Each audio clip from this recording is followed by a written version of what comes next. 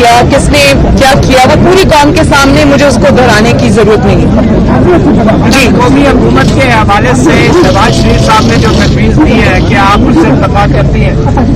मेरा पर्सनल ख्याल है, मैंने देखी नहीं उनकी, लेकिन आई पर्सनली थिंक कि उन्होंने कौमी हुकूमत की बात नहीं की, उन्होंने नेशनल कंसेंसस की बात की थी, एक नेशनल जो रेकन्सिलिएशन की शायद उन्होंने बात की थी। कौमी हुकूमत की मेरा ख्याल है शायद नहीं की उन्होंने बात। मेरे भी पर्सनल ख्याल में कि इस वक्त मुल्क जितना डिवाइडेड है और जितना इस मुल्क को इस वक्त नेशनल रेकन्सिलिएशन की जरूरत है, बारिंग दिस गवर्नमेंट, ये जो हुकूमत है इसको बाहर रखें और बाकी जो पार्टीज हैं उनको इकट्ठे होकर सोचना चाहिए कि इस मुल्क को आगे कैसे लेके जाना है। 3 साल कारकर्दगी पे क्या कहेंगी आप? जो गवर्नमेंट ने 3 साल कारकर्दगी के हवाले से जो बात की, आप समझती हैं कि उनका अच्छा शो?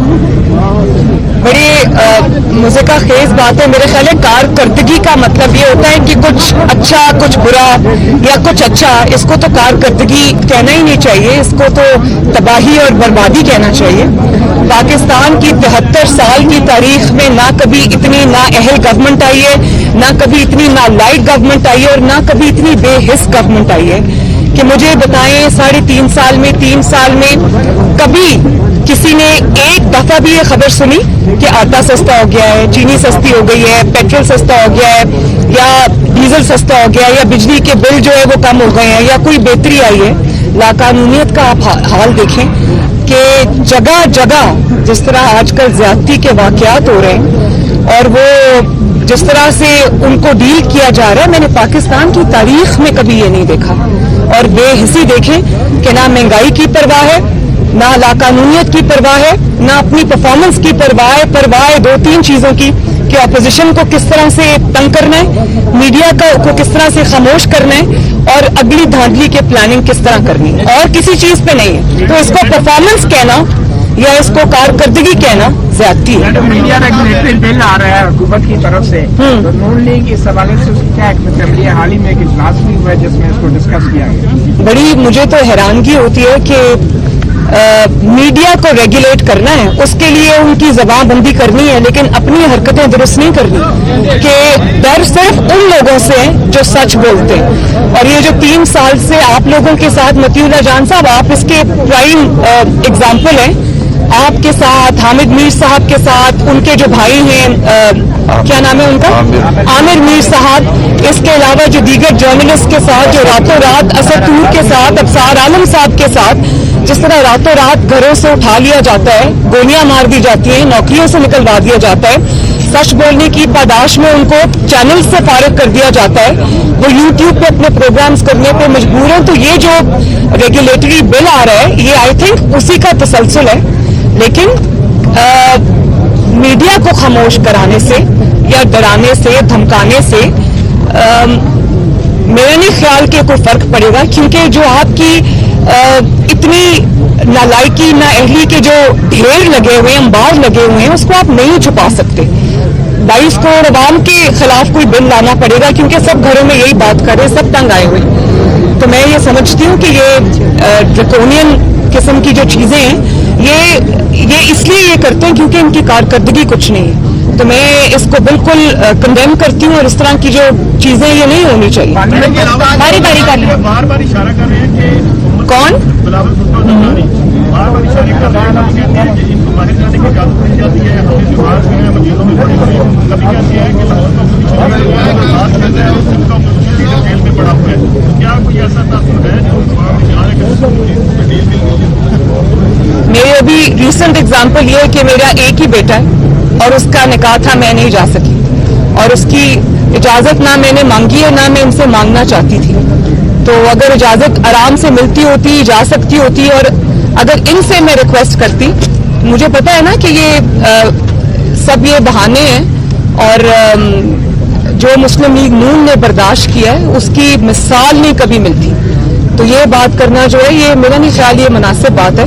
तो अभी आपके सामने एक एग्जाम्पल है जी। मुस्लिम लीग नून ने अवाम को रिलीफ दिया, खुशहाली थी मुल्क में, हर तरफ नौकरियों की जेल बेल थी, लेकिन आपकी काय स्कूल से बात के आप कहते हैं कि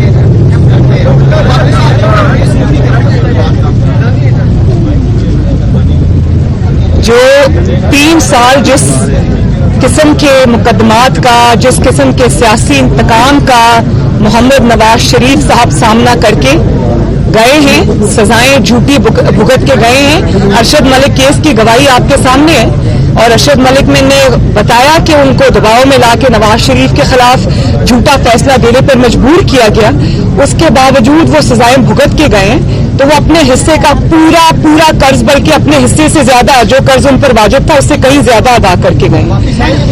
वो मैं आज फिर ये बात कहना चाहती हूँ कि ये नाजायज नाअहल हुकूमत है, मुसल्लत की गई हुकूमत है। इसके जो इसका जो एहतसाब है उसको एहतसाब कहना भी ज्यादती है, वो इंतकाम है। और इस इंतकाम को जितना फेस कर लिया, अब इस इंतकाम को के आगे पेश होना सबसे बड़ी ज्यादती है। जुल्म को सहना भी सबसे बड़ी ज्यादती है। जब मियां साहब और PMLN ये समझेगी कि मियां साहब को वापस आना चाहिए, वो बिल्कुल आएंगे और अपने मुल्क में वापस आएंगे। ये उनका मुल्क है, लेकिन ये जो इस हुकूमत के आगे, इसके इंतकाम के आगे पेश होना कोई अक्लमंदी नहीं है।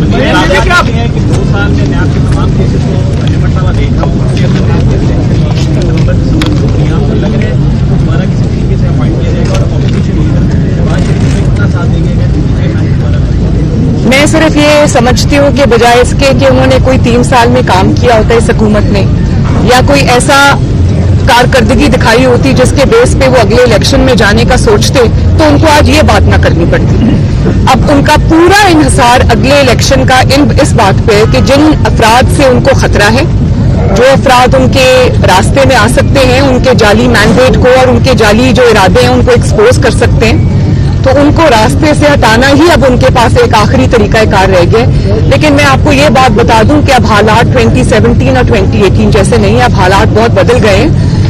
अभी तो ये सब हुकूमत में है, तो इस किस्म की बातें कर भी देते हैं, सुन भी लेते हैं लोग, लेकिन बहुत जल्दी आप हर चीज बदलती हुई देखेंगे इंशाल्लाह।